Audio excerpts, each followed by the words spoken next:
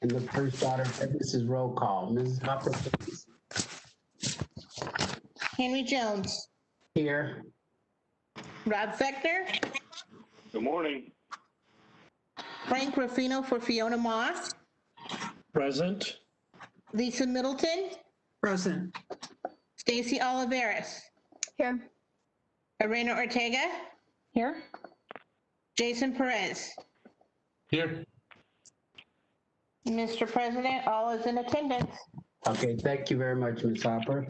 The next item is approval of the Board Governance Committee timed agenda. Have a motion.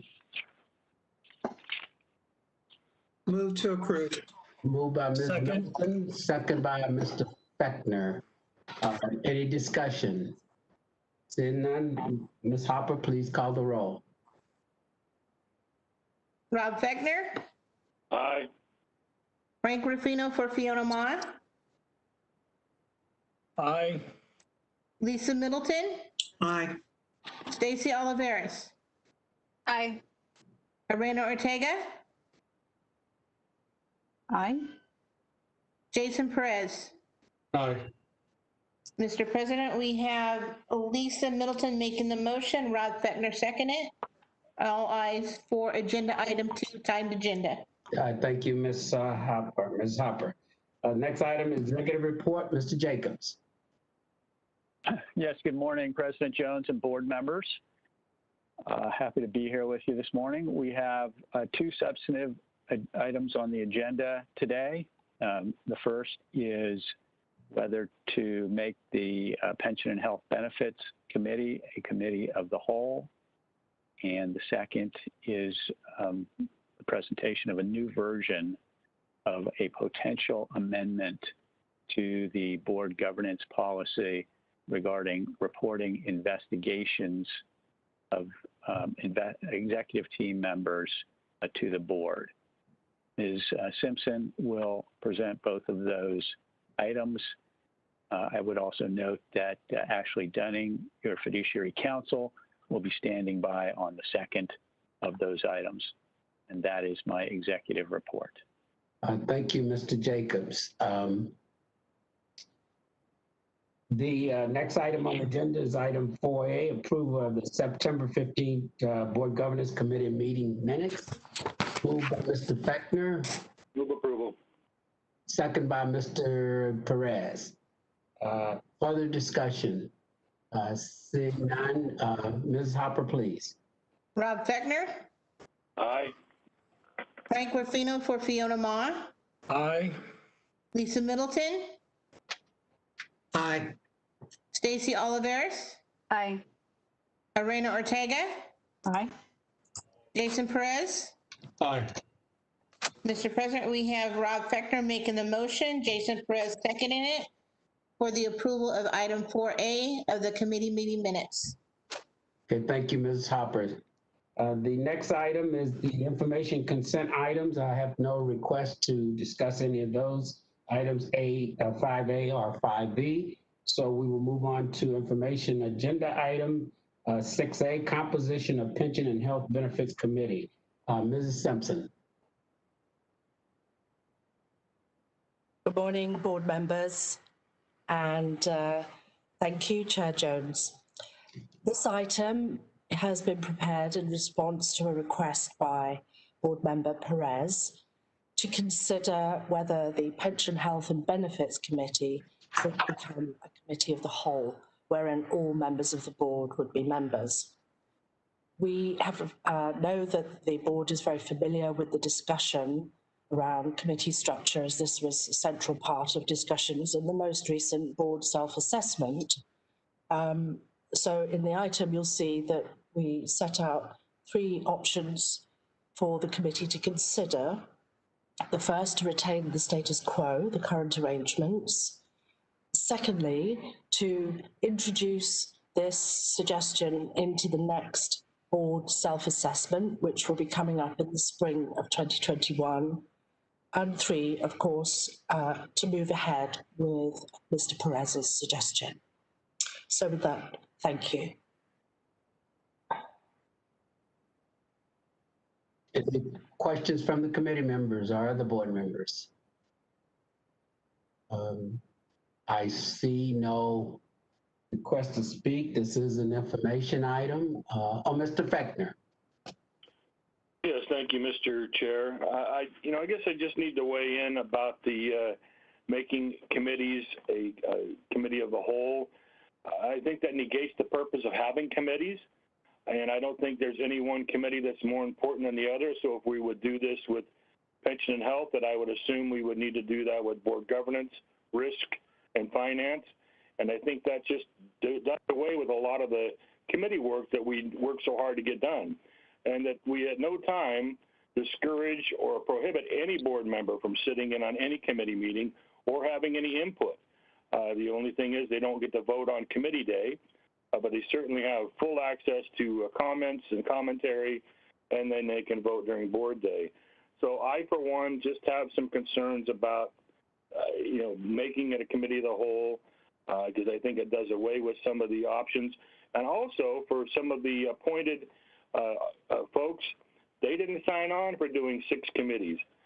So maybe they can't make their schedule work for that. And I think we need to take that into consideration as well. Thank you, Mr. Chair. Okay, thank you, Mr. Fechner. Mr. Perez. Thank you. Rob, I agree with you in regards to the committees being important. I think the way we run it is kind of is not very smooth. It's not very effective. I think if we made it all committees, each committee a committee of the whole, the board of administration could just meet on the items that they need to meet on. They don't need to report back. We wouldn't need to have another set of votes and substitute motions. Once it's done in a committee, it would be done. That's my thinking behind it. Okay, Ms. Milton.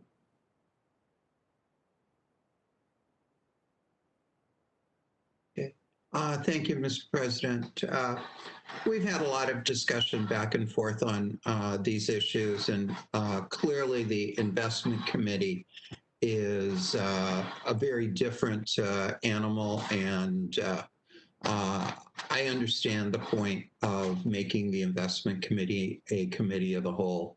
I think the Pension and Health Benefits Committee is an extremely important one, but it would be hard to argue that it is more important than any of the other committees. So I would prefer that we leave Pension and Health Benefits as a committee as opposed to making it a committee of the whole. Okay, thank you, Ms. Milton. We have a couple of comments, questions, comments from other board members. Mr. Miller. Yeah, I've spoken at some length on this in the past, and I think we really need to remember that the whole purpose of creating committees, subcommittees, the whole purpose of delegating is for efficiency and effectiveness. But to delegate and to have subcommittees, we have to have trust in other board members that are assigned to those committees to do that additional work. They are additive. They add value and efficiency and effectiveness to our process as a board. So just going to committees of the whole, we lose those benefits, and we also kind of imply that, without me on every committee, those committees are not going to be as effective and efficient in all cases. And I think that does us a disservice as a board. I think we need the benefits of having real committees, real subcommittees that add value and add efficiency and effectiveness. That said, it's not about the importance of the work. This is about process. This is about effectiveness and efficiency. This is about allowing the board to perform at its best, and it's additive. So I would suggest, and I know this will cause some folks to take umbrage, but the decision on the investment committee wasn't about the importance. Frankly, it was about board dynamics and other aspects, but it really was not about effectiveness or efficiency, because basically going to a committee of the whole for any committee, then all you're doing basically is adding an additional redundancy in your decision-making process, because you no longer have the benefits of an actual committee that's delegated to do some of the heavy lifting before the entire board weighs in. So, yeah, enough said from me on this subject, but I hope we will in future focus more on process and governance, effectiveness and efficiency than on some of the more, I hate to say it, internal politics of things. Thanks. Okay, thank you, Mr. Miller. Ms. Paquin? Thank you, Mr. President. So on behalf of the controller, she does feel very strongly that the Pension and Health Benefits Committee should be a committee of the whole. Several important conversations going on with the long-term care insurance fund, and also with our annual look at health insurance and health rates and trends.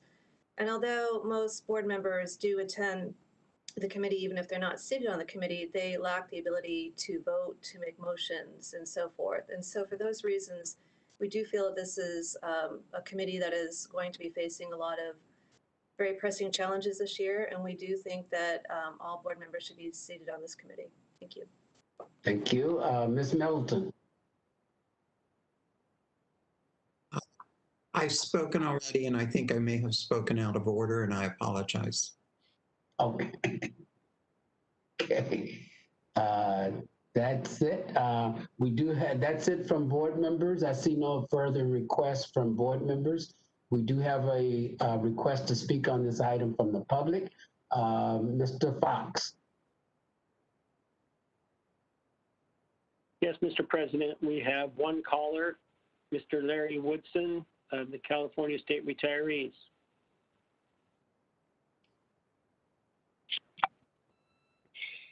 Good morning, Larry Woodson, California State Retirees. Thank you for the opportunity to comment. Can you hear me okay? Yes. Okay. So I'm commenting on this item, but I'm also, I apparently didn't get in the queue early enough to comment on 5B, so I will follow that with some comments on that as well. I hope, you know, maybe you'll give me a little extra time since I wasn't allowed to do it on 5B, but I'll make it quick. So first of all, CSR, and Tim Barron's, our president, is not able to join us. I'm speaking on behalf of him and CSR. We endorse the idea of pension and health benefits being a committee of the whole. The discussion, I've been attending committee meetings and board meetings for 5 years, and this notion that it's more efficient to have committees be not of the whole is just completely contrary to my observation. It's much more efficient and effective to have all members be able to vote and discuss in depth at the time that these items are presented to staff. They're not presented and discussed at the same length in board meetings. And as you've already acknowledged, the investment committee has gone back to committee of the whole, which had operated that way and functioned that way for many, many years quite well, and more efficiently and effectively, I might add. So that's our position on that. But of great concern, as great a concern is the schedule and calendar that you just approved for pension and health benefits. About a year ago, the board asked the staff to go back and review the need for revising its recent reduction to the number of meetings pension and health benefits would hold, which had been downsized to quarterly, and two long-term board members, and you know who you are, told me that they didn't feel 4 was adequate, And since CSR and other stakeholders have given input to increase them, and also when I first started 5 years ago, there were 8 pension and health benefit committee meetings. Now maybe that was excessive, but 4 is certainly inadequate. And as late as September, this September in the board meetings and committee meetings, there was some discussion about this, and it was raised. And I believe. Excuse me, Chairman, Mr. Woodson, Ms. Hopper, would you start the clock again for 3 minutes because he was speaking on a separate item? Okay, go ahead, Mr. Woodson. Oh, thank you. Oh, thank you very much. So as late as the September board meetings this year, I think one of the board members, or this was raised as an issue, and I think it was you, Mr. Jones, that said, well, this isn't on the agenda. We'll put it on the agenda for a later meeting, but we can't discuss it as part of the discussion about the makeup of the committee. So, but it hasn't been put on the agenda, and all of a sudden this calendar shows up with quarterly meetings. So I'm perplexed and disappointed that because I do feel that the number of issues, the complexity that this pension and health committee has to address, and the work of the staff. And by the way, the team, I'm really happy with the team, but there's a lot of work to be done, as we could see from this last meeting. Our stakeholder meeting went 2.5 hours, primarily because pension and health benefits had so much on the table. So I would urge you to at least take this up again soon. I hope if you do vote down this committee of the whole issue, I hope you can expand the number of meetings. Thank you for your consideration. Okay, thank you, Mr. Woodson. And I think it's important to note, Mr. Woodson, that as we discuss the number of meetings, those are minimums, but whenever there's a need to add an additional meeting, the committee chair will work with the staff to agendize those additional meetings. So it's not a hard, it's not that you can't have additional meetings. So thank you for your comments. Okay, so Ms. Brown. Thank you. Sorry, I had lost connection there for a minute. So I don't want to know, I don't know if I'm duplicating it, but I also agree that pension and health should be a committee of the whole. When I was first on, when I first became a board member, I was not on pension and health, and I have got to tell you, most of the calls and concerns I had were about pension and health.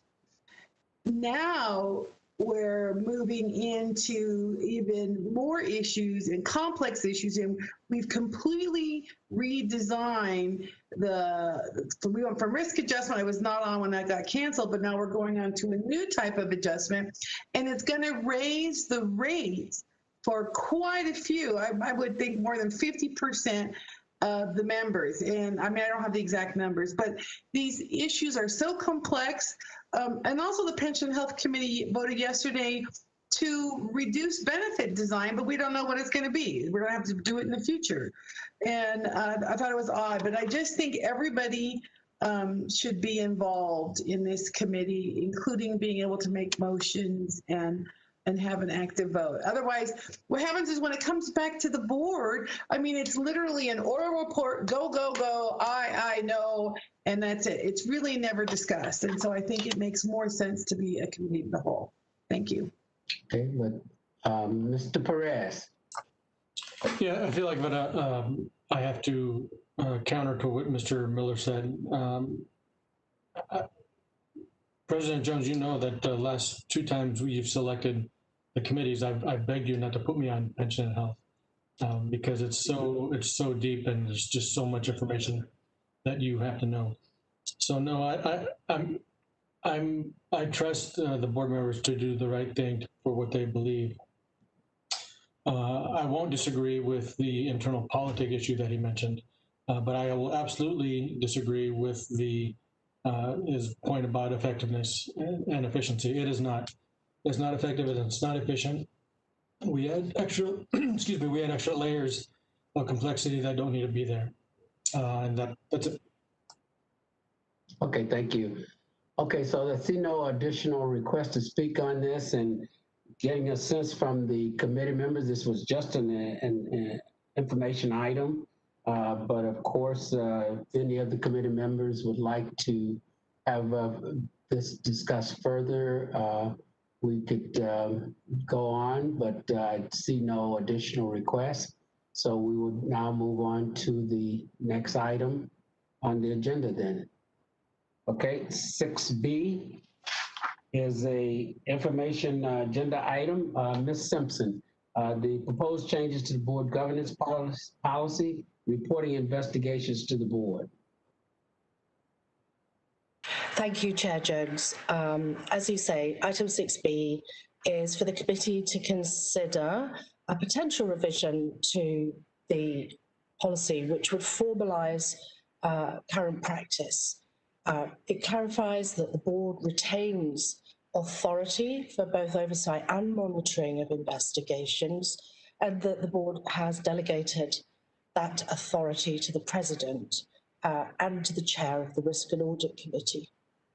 In the language which is highlighted for your consideration, you'll see that it introduces wording to say that if and when an investigation determines that the allegations are more likely than not true, management would inform the full board of the investigation. So I'd be happy to answer any questions. Thank you. Okay, committee members, are there any questions? Ms. Brown. I'm not on the committee, but so no one on the committee has a question. All right, so I do. Ms. Simpson, are you saying that we're not making any changes, or are we just pointing out what the current policy is? Thank you. The existing practice, as the Chief Executive Officer, Marcy Frost, has explained previously, is that she keeps the board leadership informed of these types of developments.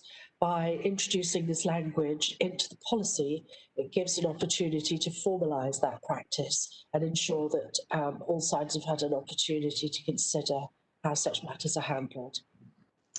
So under this process that's in our board materials, when would the full board have been told of the conflict of interest for the ex-CIO?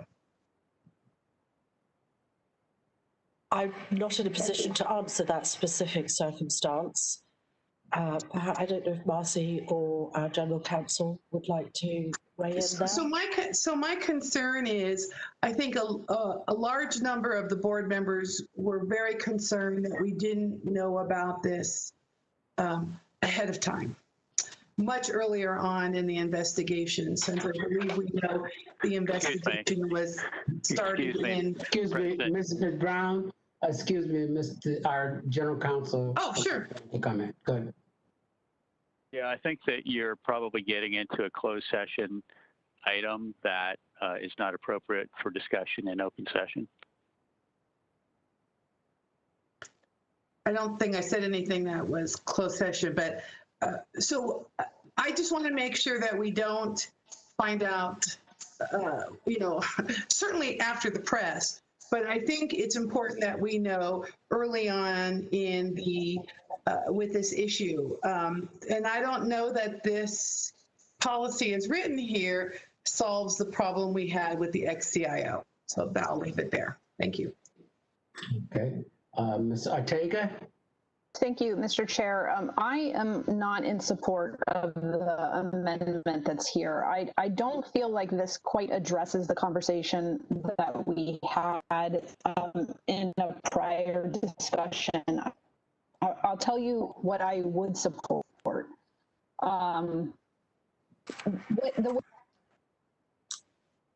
Monster. Yeah, we lost Ms. Ortega.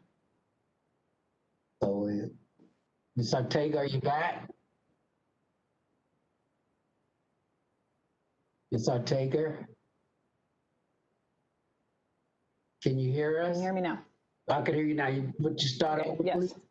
Okay. Yes. So the way the amendment is drafted, as I see it, that the management will be notified, will notify the board once it has been determined the allegation is more likely than not to be true.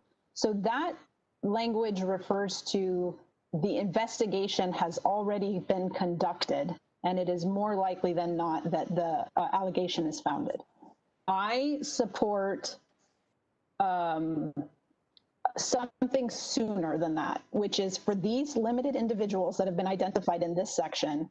When an allegation is made, typically there's pre-investigation work. An investigator will look into an allegation to determine whether or not the issue should have a full investigation. So allegations can be made that are completely baseless, and that usually there is a preliminary look into the allegation, and your EEO officer, for example, might say, I couldn't find anything to suggest this is other than somebody has a grudge, and so we're not going to go forward with a full investigation.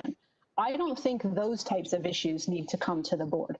But for the limited number of people who are in the section that's identified, if the CEO has reason to believe that a full investigation is necessary, I believe the board needs to be notified at that point. So that's a step sooner than what's drafted here. Yeah, and if I could comment, Ms. Ortega, that's really the intent of that language, and maybe it's not the correct language to use in the policy, but the idea was that at the first given point in the review, whether it's a full investigation or a pre-investigation, at the point that we believe that these allegations can be substantiated either through testimony or through some kind of documentation that we were able to discover, at that point the full board would be notified. So I think it's the language, but the idea is you would be notified as soon as I believe that more likely than not, either we would have to open up that full investigation or that these allegations can be substantiated. Okay, thank you. I mean, I think we're in agreement on the policy. It's just the way it's drafted, as I read it, the language that's being used is the language that we would typically use after an investigation has been completed. So I think it needs to be clear that the investigation is going to begin. Okay. Okay, good. Ms. Oliveris. Thank you, Mr. President. First of all, my video is going to be going on and off just to save bandwidth so we can get through this meeting. And I concur with Ms. Ortega's comments. In addition, as I'm looking at agenda item 6B, page 1, the analysis paragraph, it says here that the full board retains authority to oversee and monitor any investigation. And it goes on. It has delegated that authority to the board president. I'd like to bring Ms. Ashley Dunning forward to comment on that, particularly as it relates to what the risks are to the board members, since we have oversight, and if we delegate that authority, what risk does that create to us? Ms. Dunning?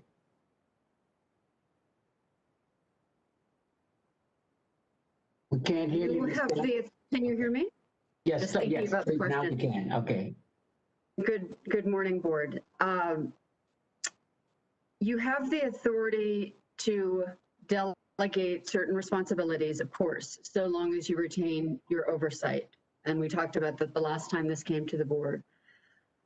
The question here is at what point you are involved in this monitoring and oversight role. And to Trustee Ortega's point about wanting to be apprised of the investigation once a full investigation is authorized, that certainly seems consistent with your oversight responsibility, so that you would be aware of the investigation. We talked about the risks of compromising the due process rights of your members to full and fair investigations. So you have to be very careful about that and sensitive to the fact that the the mere fact that a full investigation is occurring does not suggest that allegations will be substantiated. So there's risk in conveying the information in a way that could result in it becoming public. But I think it's incumbent upon every board member, as you already know, to maintain these topics confidential. So with that being the baseline of understanding, I think that you comply with your fiduciary obligations of oversight by making the tweak to the language that Ms. Ortega suggested. Thank you. And Ms. Dunning, I understand that each board member brings their own area of expertise. And given that my area of expertise is both insurance and institutional investments, I wonder what risk that creates if I were to delegate my authority to the board president and the chair of the Risk and Audit Committee when they're not experts in the investment field. And a large part of the risk that we face as an organization and that our members face has to do with our investment portfolio and conflicts of interest in that space. So you've raised two fiduciary and governance topics in that question. One is the way in which the board governs itself through the selections of the board leadership, and is appropriate for the board to select leaders such as your president and vice president who have broad authorities assigned to them to communicate with management on all aspects of the administration and investments of the plan. So that is perfectly appropriate. The other aspect of your question relates to competencies that you each hold, such as your own in the investment arena.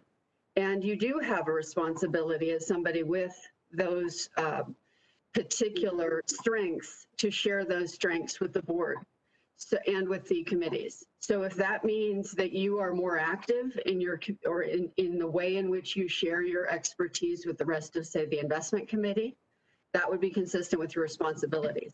But it is not inconsistent with your responsibilities as a trustee on the board to have selected a president who doesn't necessarily have the same level of experience in one aspect of the business of the organization.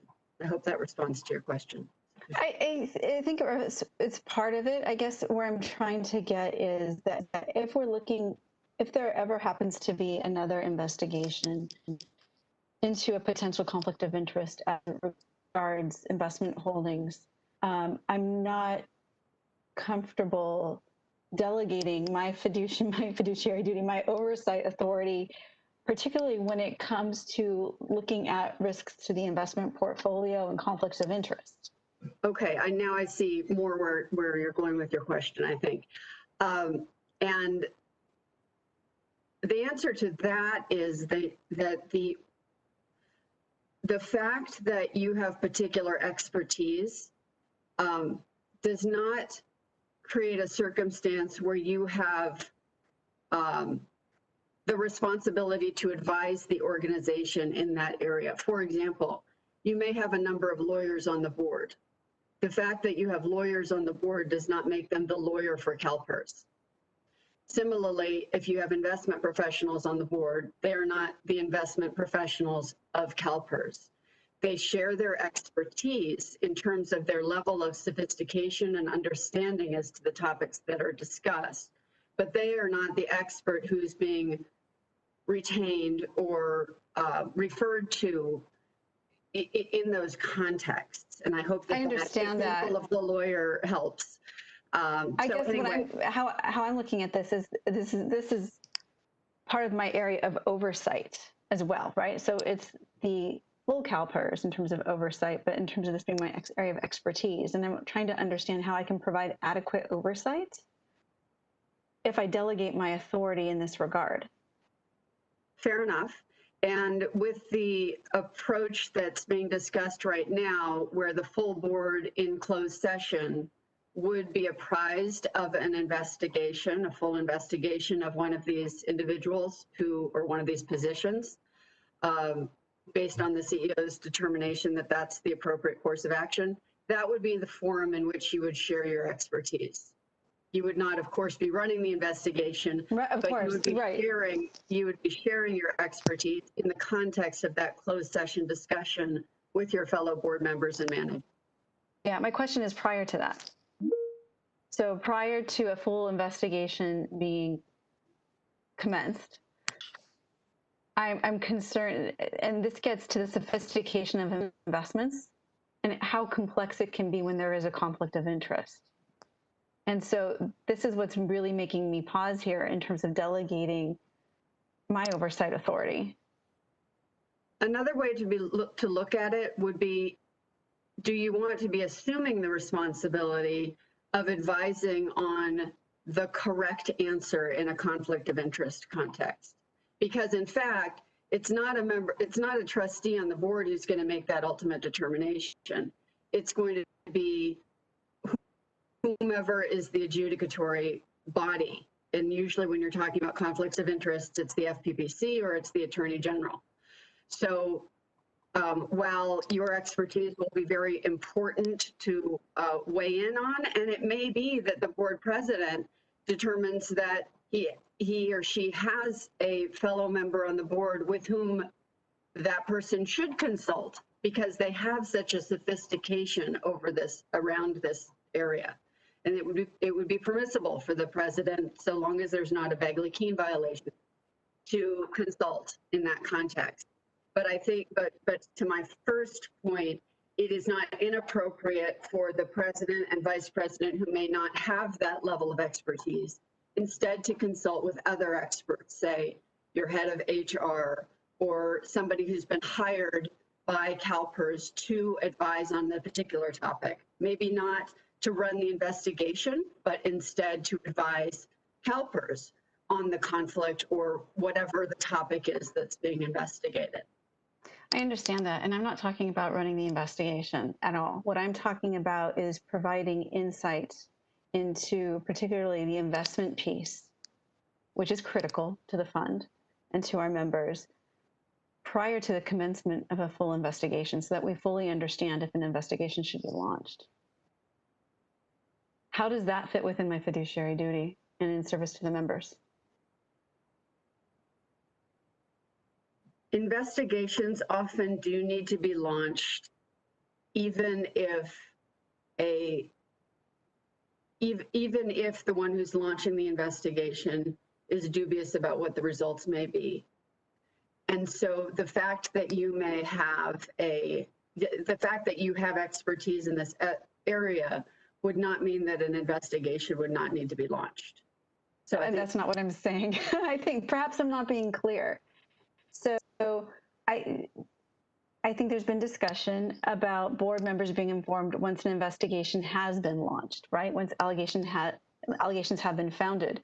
Prior to that, though, there might be something that we miss in terms of there being, for example, complex investment transactions that would actually warrant an investigation.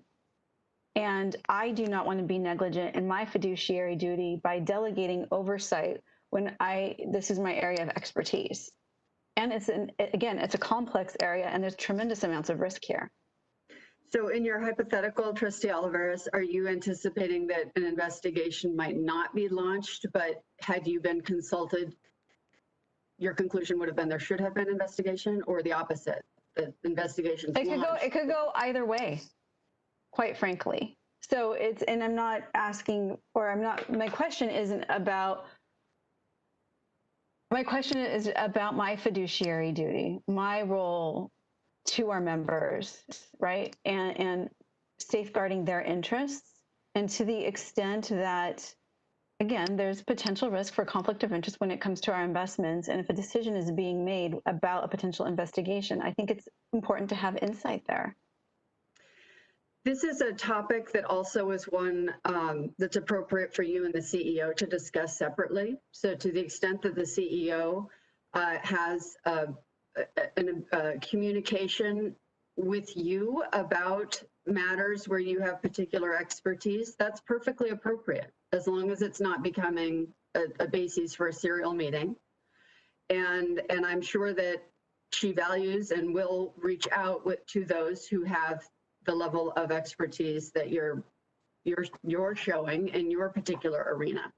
So that's another way for a board to address what appears to be your concern, that you're not complying with your fiduciary responsibilities. You are, as you speak out on these topics, and the organization follows up on that by having communications with each of you in your areas of expertise to make sure that you are heard. And I mean, I welcome if the CEO would like to speak up about that. I feel like I've monopolized a little bit here, but that's my framework for analyzing your question. Thank you. Okay, good. We have Ms. Middleton. Thank you, Mr. President. And I want to thank Ms. Ortega for her comments. I think they were extremely good. I do believe if we move to what she is proposing, then management would notify the full board once there was a determination that a full investigation is warranted. That's a very bright line that clearly defines at the moment at which the full board would need to be notified, because we would have authorized a full investigation. So I support that, and I support it in part because it is both an improvement over the previous process, and it is something that defines a very straightforward, bright line. If you accept that, though, the previous, the middle sentence of number 18 becomes, I think, inoperative. Because as it reads now, it says CalPERS management will inform the board president and the chair of the Risk and Audit Committee upon commencement of such investigation. And what we are defining is that we will be informing the full board on commencement of an investigation. And what I would suggest is we substitute that the board president and the chair of the Risk and Audit Committee are notified whenever there's an allegation. And that would be my proposed substitute language. And then I have a question for Mr. Jacobs and Ms. Dunning. I think one of the most important words in section 18 is the word monitor. And I would like to have Ms. Dunning and Mr. Jacobs define what they believe the word monitor means in terms of board responsibility, both what we should do and should not do in carrying out our monitoring responsibility. Well, I'm happy to go first. I don't have much of a substantive response, though. I guess what I would say, Ms. Middleton, is that monitor means be aware of, and based on the circumstances, kind of consult with the CEO or management, as the case may be, to determine that it's being handled appropriately. Okay. I think that's right, and I would, a monitor is obviously part of your fiduciary obligations with respect to many aspects of the organization's business. So it's both being apprised of or aware of these matters, receiving sufficient reporting from those who are conducting an investigation in this instance, relating to the investigation, and being provided an opportunity to ask questions. So whether that opportunity to ask questions is through questions you may ask of the general counsel in a privileged context, or through closed sessions that are agendized for discussion. All aspects of this, receiving reports and having an opportunity to ask questions about them is what is appropriate in the context of monitoring. And I appreciate that. And all of that language sounds very different than directing or managing the course of an investigation. Is that correct? Absolutely. Yes. Thank you. Okay, Ms. Ortega? Thank you, Mr. Chair. I just wanted to comment on the questions that Ms. Olivares was raising. I think, in my sense of how the board feels comfortable with the kind of issue that she's raising, is we have to be certain that we have policies about conflict of interest and clear direction to the CEO, so that when an allegation is made, the staff, HR, whomever might be involved, have the right set of criteria to review to determine whether the investigation has to go forward. And my sense of how I feel comfortable with that delegation is that we as a board have set those expectations, and then we expect the staff to carry them out. I think that making sure we're comfortable that we've set that criteria and given that direction to the staff is step one. I think Ms. Middleton's proposal,